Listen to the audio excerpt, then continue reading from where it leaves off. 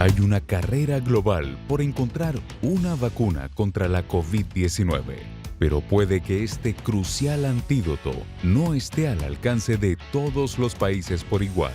En esta edición de Efecto Naim, exploramos en qué consiste el llamado nacionalismo de vacunas y sus terribles consecuencias.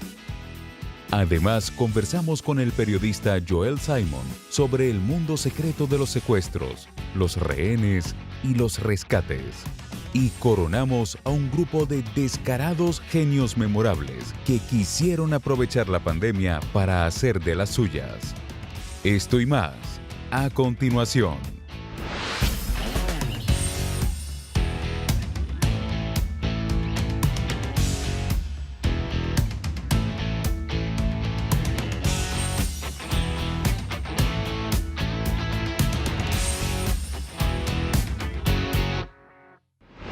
Bienvenidos, soy Moisés Naim desde Washington, encantado de estar de nuevo con ustedes. ¿Cuándo terminará esta pesadilla? ¿Cuándo desaparecerá la amenaza que es esta pandemia del coronavirus? Esa es la pregunta que nos hacemos todos. Hay una carrera andando en la cual hay centenares de laboratorios en todas partes del mundo tratando de buscar ese famoso antídoto, vacuna contra el coronavirus. Pero resulta que estas vacunas no son solo un proceso médico, biológico, científico. También hay un proceso político alrededor de esto. ¿A quién le van a tocar las vacunas? ¿Cómo se van a distribuir? ¿Quién las va a pagar? Todo eso es tierra fértil para los populistas que quieran dar encendidos discursos, denunciando, acusando, exigiendo, prometiendo. Así que se solapa toda la dinámica de la investigación científica con el populismo y con el proteccionismo, con lo que se ha venido llamando el nacionalismo sanitario, donde la política, en vez de ayudar a los ciudadanos, los interfiere. Es por eso que hemos decidido hacer este reportaje sobre el proteccionismo sanitario, el nacionalismo de las vacunas. Miren. Así se expresó el director general de la Organización Mundial de la Salud en una conferencia de prensa en agosto de 2020. Como una orquesta, necesitamos que todos los instrumentos toquen en armonía para crear música que todos puedan disfrutar. Los instrumentos de los que habla Tedros Adhanom son los gobiernos, farmacéuticas y científicos del mundo. Y esa música para el disfrute popular son las vacunas contra la COVID-19. Para lograr esa meta se creó COVAX, un esfuerzo multilateral que busca acelerar el desarrollo y la distribución de 2.000 millones de vacunas para finales de 2021. Hoy 184 países se han sumado a esta alianza, liderada por individuos como Seth Berkley, de Gavi, la Alianza para la Vacunación. COVAX ha sido diseñado para que todos puedan participar. A ciertos países de bajos y medianos ingresos les ofrecemos apoyo financiero para la compra y repartición. Otros países de medianos y altos ingresos tendrán que financiar sus vacunas. Pero dado que COVAX estará adquiriendo vacunas para una gran parte de la población global, podremos ofrecer los mejores precios posibles.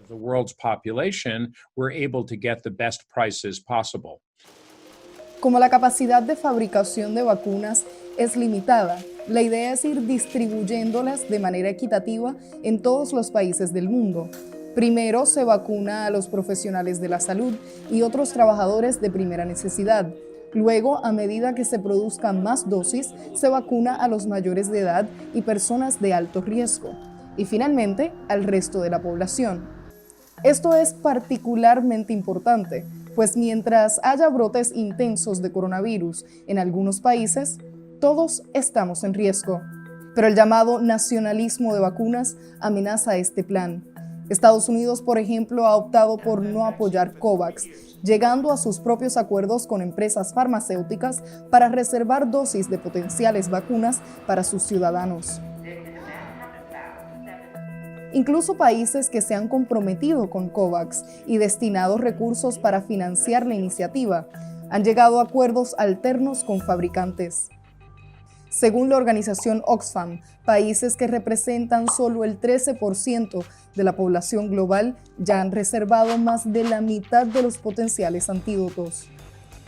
Esta tendencia podría afectar sobre todo a regiones como América Latina.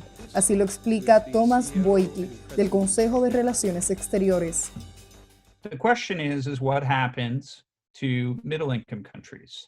La pregunta es, ¿qué sucede con los países de medianos ingresos, que no están entre los más pobres, que recibirán apoyo financiero de COVAX, ni tienen los recursos para competir por esas primeras dosis a través de acuerdos de compra por adelantado? Podrían terminar esperando la mayor cantidad de tiempo por vacunas. Muchos de estos países están en medio de episodios particularmente intensos de la pandemia, como es el caso de varias naciones latinoamericanas. Y la presión para que se adquieran vacunas podría llevar a que países recurran a antídotos menos comprobados, lo cual presenta un riesgo para esas poblaciones. Vendrá la vacunación voluntaria. En Venezuela ya se están llevando a cabo ensayos clínicos de vacunas que han sido cuestionadas por los expertos, como la rusa Sputnik V. Y el Kremlin asegura que estará enviando 130 millones de dosis a diversos países de la región. Por otro lado, cuando hay tantos países compitiendo por recursos limitados, los precios no solo se disparan, sino que aumenta la posibilidad de la toma de represalias entre naciones.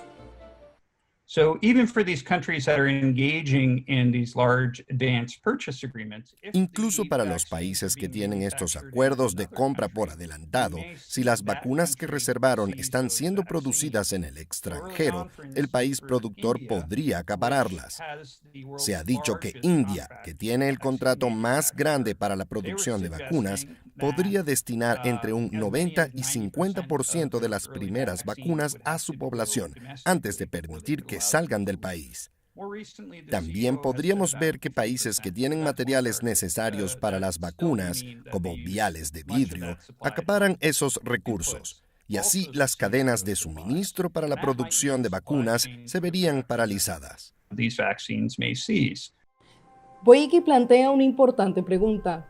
Si no somos capaces de cooperar en medio de una mortífera pandemia, ¿qué esperanzas hay para la colaboración ante otros desafíos globales? Pero no todo está perdido. Hay oportunidad para la colaboración si los países apuestan por la reciprocidad. Acuerdan no acaparar ni suministros ni dosis a cambio de que otras naciones hagan lo mismo. Esto provee un incentivo para unirse a COVAX, pues da seguridad de que nadie obstaculizará el acceso. Sabemos cómo resolver este tipo de problemas. Lo hacemos en áreas como el comercio todo el tiempo.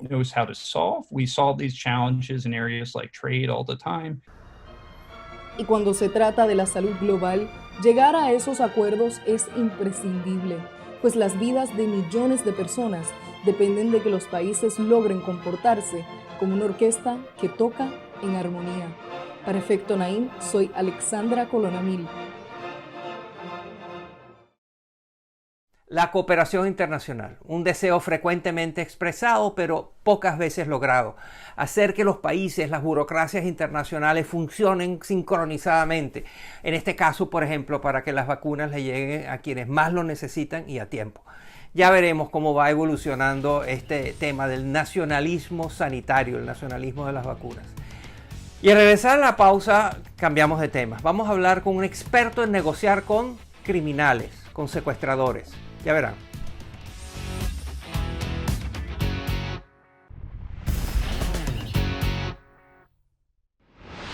En el año 2012, el periodista estadounidense James Foley fue secuestrado por ISIS, el Estado Islámico. Pidieron de rescate ni más ni menos que 100 millones de euros. Pero mandaron una carta a la familia del señor Foley diciendo queremos negociar. El gobierno americano se negó a negociar. La política del gobierno americano es que no negocia con grupos terroristas y comenzó un largo proceso en la cual la familia, muy frustrada, decidió buscar la ayuda de mi invitado de hoy. Su nombre es Joel Simon. Trabajó por una década en América Latina, reportando desde allá, también desde África, en Zimbabue, y hoy en día es el director ejecutivo del Comité para la Protección de los Periodistas. Recientemente publicó Queremos negociar: el mundo secreto de secuestros, rehenes y rescate. Un libro fascinante. Esta es mi conversación sobre lo que dice el libro y mucho más con Joel Simon.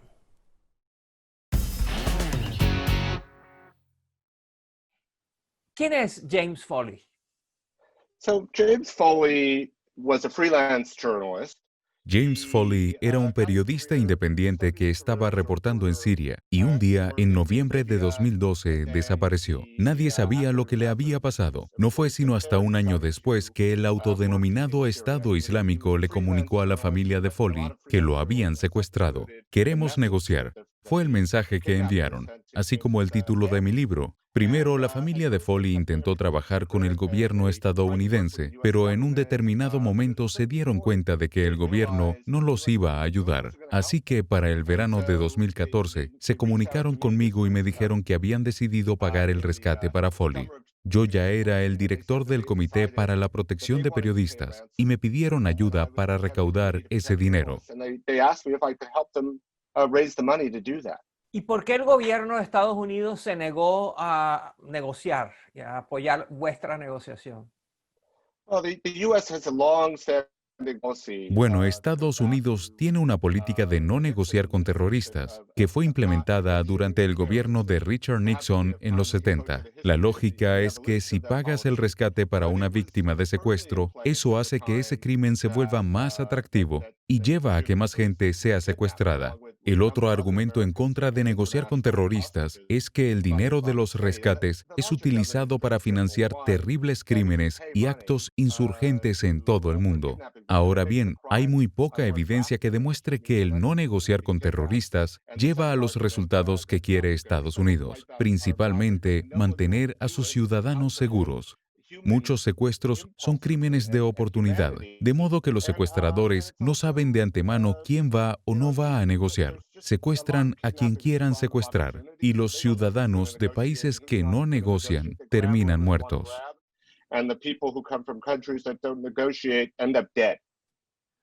¿Cómo terminó la situación de James Foley?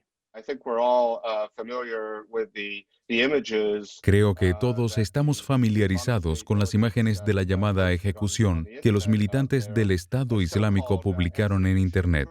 James Foley fue decapitado. Fue utilizado como un instrumento de propaganda por el Estado Islámico para aterrorizar a personas en todo el mundo. Murió horriblemente y cruelmente a manos de este depravado grupo. Tú contrastas las políticas de Italia, Francia, España, que sí están dispuestos a negociar y a pagar rescates, y la contrastas con las políticas de Estados Unidos y el Reino Unido, que no están dispuestos, en principio, a pagar rescates. ¿A qué se debe esa diferencia?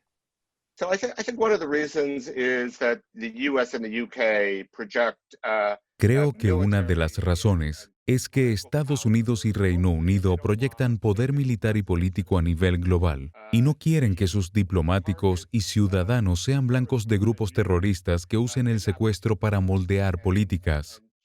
Países como España e Italia no proyectan el poder de la misma manera y también tienen una tradición política diferente en la que el Estado es realmente responsable de proteger el bienestar de sus ciudadanos en el extranjero.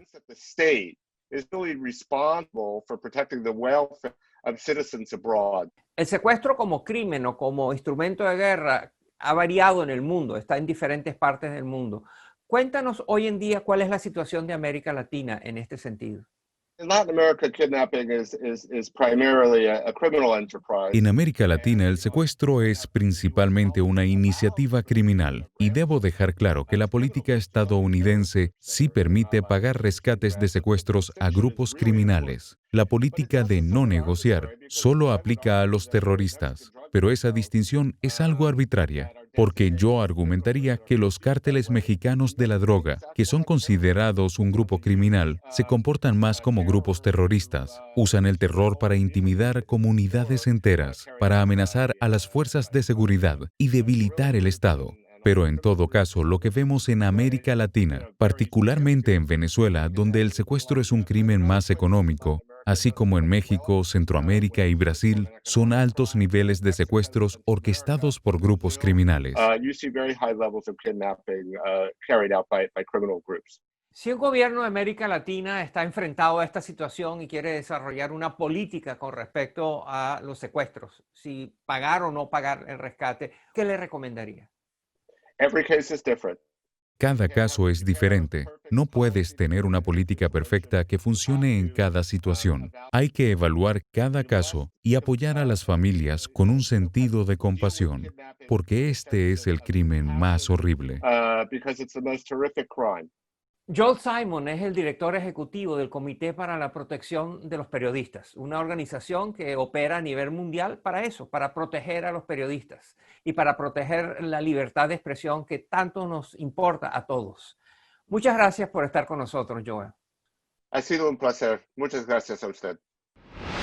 No debe haber crimen más inhumano, más terrible, más desgraciado que el secuestro.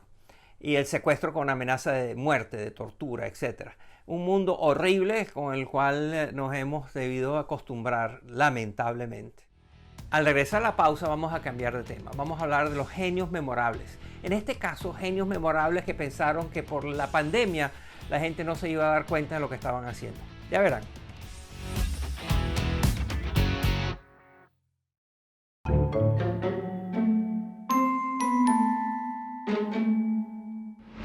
La genialidad memorable de la semana, nuestra sección más popular. Hoy les traemos a personas que se creyeron muy listos y se podían aprovechar de las distracciones y nuevas formas de funcionar, nuestros nuevos hábitos en la pandemia. Terminaron haciendo el ridículo.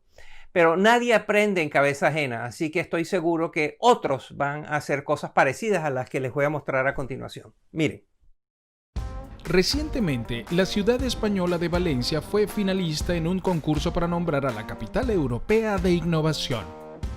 En la ceremonia, para anunciar al ganador, un representante de cada ciudad debía dar un discurso en inglés. El actor y político Carlos Galeana habló en nombre de Valencia. A very good morning from Valencia. El inglés de Galeana fue impecable. El único problema es que no era él. Resulta que detrás de la mascarilla que llevaba puesta, Galeana fingía hablar mientras la audiencia escuchaba a un locutor que fue contratado por el gobierno de la ciudad. Al final, Valencia perdió el concurso, pero Galeana se merece un Oscar por su papel inolvidable. El escritor de la revista The New Yorker y analista del canal CNN, Jeffrey Toobin, también pensó que podía hacer lo impensable sin ser capturado. En una reunión laboral vía la plataforma Zoom, Toobin optó por masturbarse. Para la mala suerte de sus compañeros, ni siquiera apagó la cámara y su momento personal se volvió muy público. El bochornoso evento le costó sus puestos de trabajo. El diputado argentino Juan Emilio Ameri también pensó que sus compañeros en la Cámara de Diputados no le podían ver mientras sentaba a una mujer en su regazo y le acariciaba muy íntimamente. Los testigos del escandaloso evento no solo fueron los diputados, sino los ciudadanos que pueden ver la transmisión en directo de las sesiones. La Cámara no tardó en suspender a Ameri, quien finalmente renunció, pero no antes de aparecer en los medios afirmando que solo estaba inspeccionando el resultado de una cirugía de su pareja. Políticos haciendo el ridículo. Si usted conoce alguno de estos, por favor avísenos. Utilice la cuenta del programa @efectonaim o mi cuenta personal @moisesnaim. Para terminar el programa los voy a llevar al mundo del arte, al mundo de los museos concretamente, el mundo donde hay obras de arte rodeadas de precauciones, alertas, avisos que dicen no tocar, no acercarse, etc. Hay que proteger el arte. Bueno, siempre hay algunas personas que ignoran estas advertencias, estos requisitos y se acercan para tocar o para sacar fotos o lo que sea. Les voy a llevar alrededor del mundo mostrándoles algunos casos donde obras de arte invalorables han sido dañadas por la torpeza de los visitantes al museo. Miren. En 2018, 3 jóvenes que intentaban tomarse un selfie terminaron destruyendo obras de una galería de arte en Rusia.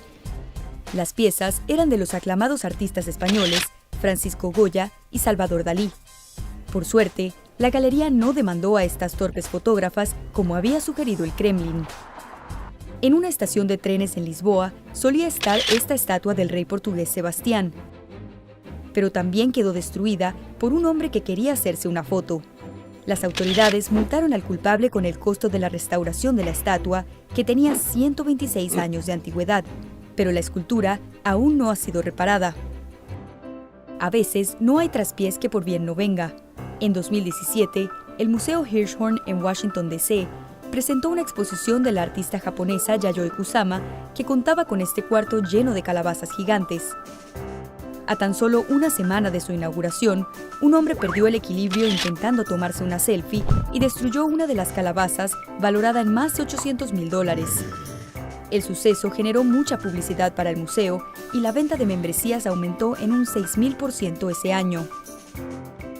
En Alemania, un hombre quiso tomarse una foto graciosa dentro de la escultura de una vagina del artista peruano Fernando de la Jara. Su meta era recrear el nacimiento de una persona, pero lo que consiguió fue quedar atrapado dentro de la escultura. Se necesitaron 22 bomberos y 5 camiones para rescatarlo de su travesura. Afortunadamente, lo único que salió herido fue su ego. Todo por un selfie. En esta época de los teléfonos con cámaras y de la necesidad de tener protagonismo en todo lo que uno hace y hacerlo público, también nos lleva a situaciones como las que hemos visto. Hasta aquí el programa de hoy. Espero que les haya interesado, espero que les haya informado y divertido. Y espero verlos la semana que viene. Gracias por estar con nosotros.